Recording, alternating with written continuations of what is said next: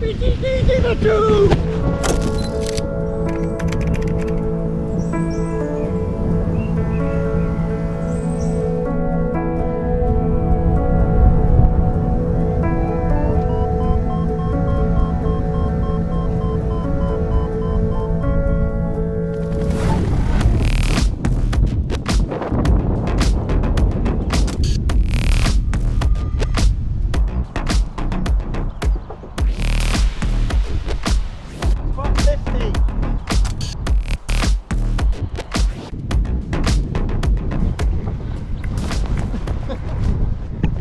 So the BGD DIVA 2 END two-liner. So I've flown this DIVA 2 on several days and I've had quite a few flights on it. First few flights I did were during the winter, and although there was some thermals, it was mostly soaring with a bit of light thermic, and I've wanted to fly it some more to get to fly it in some sporty, strong spring conditions. I've now had a chance to do that, but I have to say, from all my testing of it, wow, what a glider. It's awesome.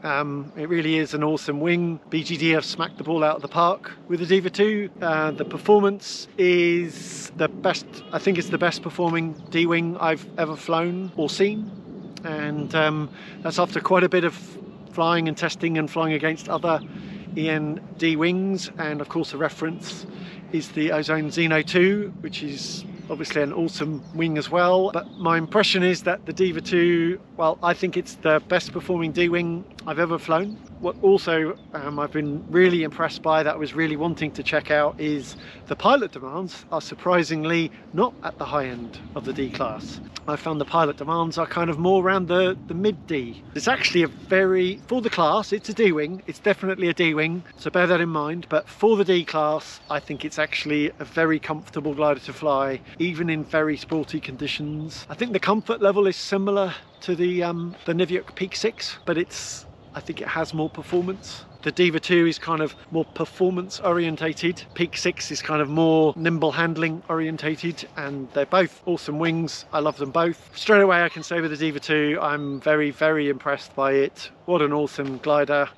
And for pilots who are looking for a really top performing D class wing, who don't want to go to the CCC class and are looking for really top performance in the D class, then the DIVA 2 is it.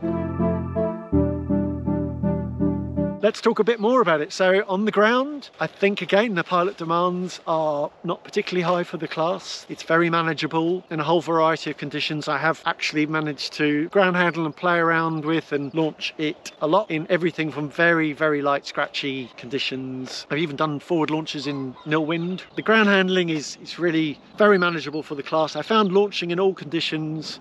It is a D class glider, but I think it's the right level of pilot is going to have no issues at all with the DIVA 2 launching, I think, in any conditions.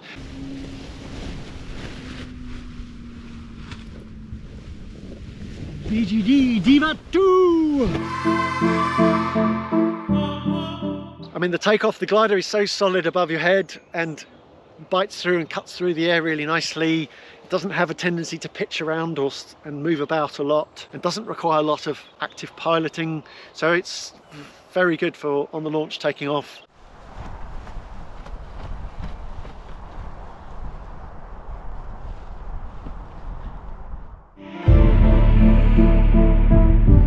In terms of handling, so the brake length, I think the brakes are set a bit on the longer side, so they are fairly long. If you just fly with your hands in the brakes, then you're going to end up with your hands quite low, so definitely I found I was taking a wrap. Brake pressure is moderate to firm. It's not light on the brakes, and the agility is moderate. It's not a super agile glider. Say for example the Peak 6, the Niviuk Peak 6, that's a more agile, nimble. The DIVA 2 is, you can tell it's built to be more solid and performant and turn flatter. Yeah, so the handling is kind of a moderate kind of agility. You can make it turn and get it round and get it to turn. When you're in a really tight, punchy, small, difficult thermal and it's spitting you out and things, then I feel like I felt like I would like the DIVA 2 to turn just a little bit tighter and stuff, like the Peak 6. One thing to mention at this point is that the DIVA 2, the stall point, because the brakes are, it's very positive, you can feel very positively the wing. So as you pull the brake down, it's not a sort of glider you're going to accidentally spin. That's the sort of level of pilot flying this. I'd be very surprised if anybody ever accidentally spun the DIVA 2. I'd be very surprised.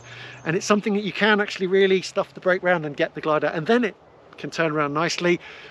I found it best to have a combination, use weight shift to lead into it and build up the energy to get round. The Diva 2 climbs really, really well. I think it's an exceptionally good climber. Flying with other very, very good pilots on similar level or even higher comp wings, it climbs very, very well. Generally feel like I have a climbing advantage over most pilots around me on the Diva 2. I'll be interested to hear what other Diva 2 pilots or pilots who've tested Diva 2s feel, but I think it's a really exceptionally good climber.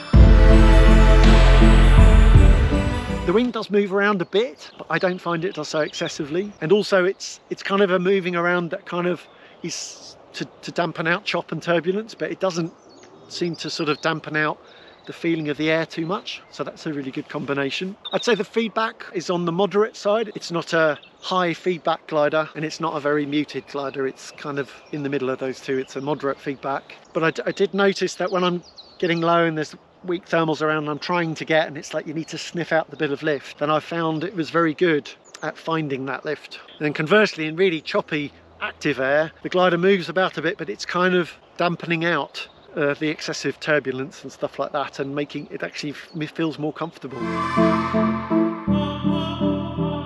Using the bar, I forced myself to hold on the bar as I was going through some chop, even some through lift and stuff, because trying to simulate racing and trying to get faster to somewhere to get the best performance, it really does awesomely well at that. It does really, really well. And the communication, the feedback through the wing is really excellent. So today, actually, I glided right out from the hill and was pushing into wind, and it's got a really awesome glide, very, very good glide, and it's very solid, incredibly solid, and confidence inspiring feeling for the class. Even full bar and just using the rear risers on it, it's very solid and very usable. It's very quick. I think in the class it must be one of the quickest gliders when I've been gliding with other pilots flying Xeno 2s and Enzo 3s. So when I'm flying with those gliders, it's certainly keeping up with them, no problem at all.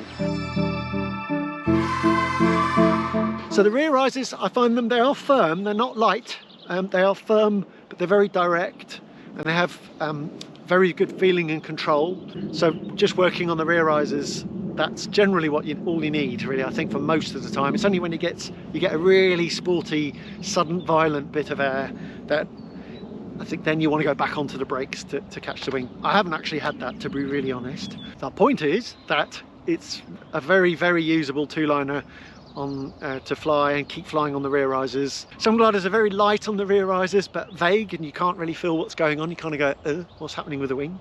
Others are very stiff and heavy, and you kind of like, it's like a real physical workout. And then to fly actively gets tiring, and it's also, just by the force of it, hard to do. And I think the Diva 2, it is on the firmer side, but the control is very direct, and you really feel what's happening in the wing. So descent techniques. Well, the Diva 2 does both tip stalls, but it also does classic big ears as well. And it seems to do them both very well. The tip stalls, you have to reach out and get nice and high, and you pull them in. They're a little on the smaller side. They're not very big, but they are effective. The pressure is quite high as usual, but they are very effective, come in nicely. I tended to put a third to half bar on first as usual, and they come in very effectively. They sit nicely. The glider doesn't feel unstable at all. Yeah, the descent technique that you get from the tip stalls, it's not very high, but it's still effective. It's good enough to get yourself down if you're sort of approaching a cloud or airspace or something like that. And then as a bonus as well, for this level of glider, it also does classic big ears. There are lines that even go out to the outer A's. It's actually not that hard to do them on it, I've found. And they seem to go in, and they are a bit bigger, and they go in well. I didn't see any tendency. Sometimes with this level of glider you can be a bit worried that you might end up getting a cravat or something like that, but they seem to go in well and seem to sit there quite stable. They do that thing, because there's few lines and more aspect ratio, the big ears go in, and then you end up seeing them folding against the lines that are still tight.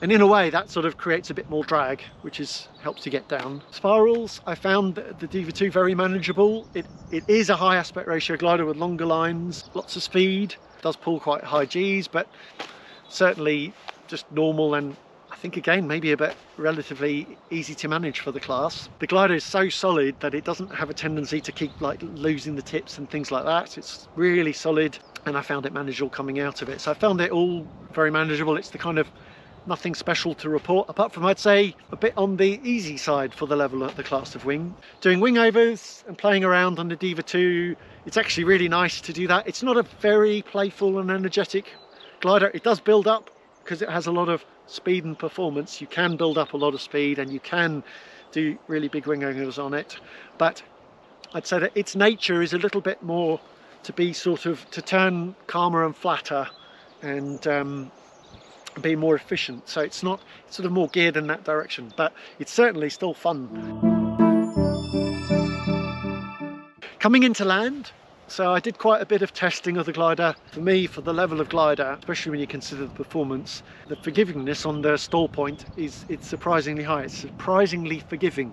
The brake pressure, because it is firm, and it definitely firms up a lot, so it's very clear where you're approaching the stall point. The glider does give you good warning for the class. I think for the class it gives you very good warning. If you're used to a C-class glider or a B-class glider, then it stalls more easily than you're used to. I think the Diva 2 is an absolutely awesome D-class wing. I think it could well be the best in the class, in my opinion. It's just my opinion, but certainly, I mean, of course there are other great wings out there in the class, but for me it's got performance that's right at the top of the class. Possibly, from what I've seen, it seems to be the best performing glider in the class. And what's very impressive is that the actual pilot demands are more like a mid-D. So that combination, I think, is unrivaled as far as I've seen. So the only thing I'd say with the Diva 2, if you were to ask me how could they make it the absolute perfect wing ever, because it's pretty damn good, it's getting there. And then for me personally, I'd like the gliders to be a little bit more agile and a bit more playful. But I can tell, I know, I can see that you can't have it all. So if you did that, the glider probably wouldn't be quite as solid and reassuring in the really turbulent air, and maybe not quite as, you know, solid collapse resistant and super efficient. So, but that's, you know, if I was just trying to, you know, if I was just dreaming for a moment, then the performance and the pilot demands and how it all behaves is just awesome. But I just like it just to be a little bit more playful. Also, the brake pressure is quite firm, so I'd personally like the brakes to be a little bit on the lighter side. To be clear, it's not really heavy on the brakes, and it's a glider that you can fly for hours. They have very high comfort. It's going to lead to pilots. This is an absolutely awesome wing for flying massive flights. That's all for the Diva 2. Hope you've enjoyed this. Stick your comments down there, stuff you want to add to it. See you in the next video. Bye.